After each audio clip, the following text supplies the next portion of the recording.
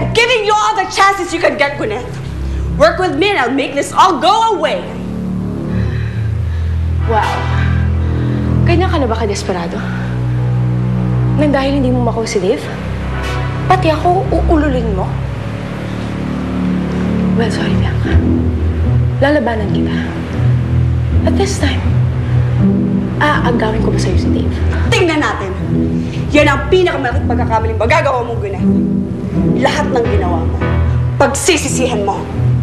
At kung napabagsak kita dati, ngayon, ibabaon kita sa putik!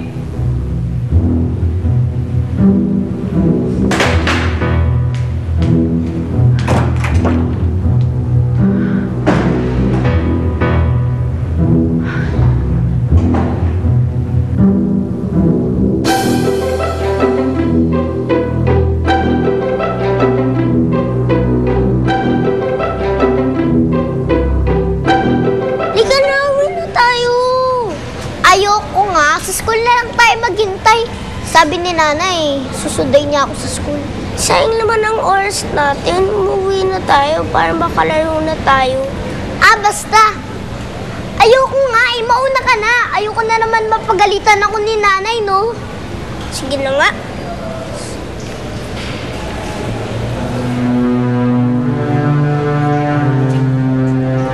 Gusto mo hatid na kita sa inyo?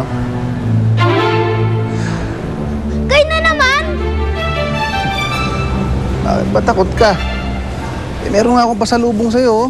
Oh, lahat to. Sa'yo lahat. Ayaw mo? Yung bang bulaklak na pinadala ko para sa nanay mo, nagustuhan niya? Kayo po ba nag-iwan ng mga bulaklak sa bahay? Oo. Basta mabamanligaw sa nanay mo. Hindi pwede. Ayoko sa'yo. May tatay na ako, no? Alam ko.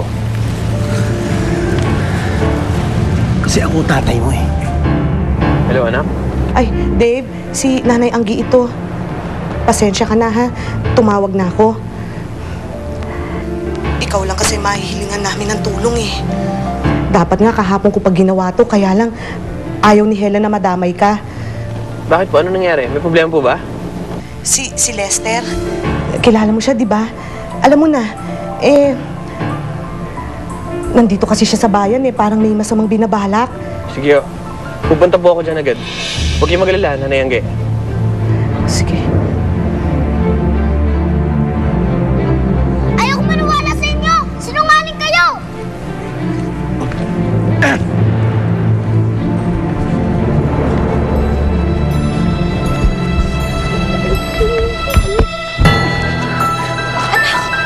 Ano nangyari sa'yo? Nay! Salbahing mama po yung nag-iwan ng bulaklak sa bahay. Sabi po niya, siya daw ang tatay ko. Teka,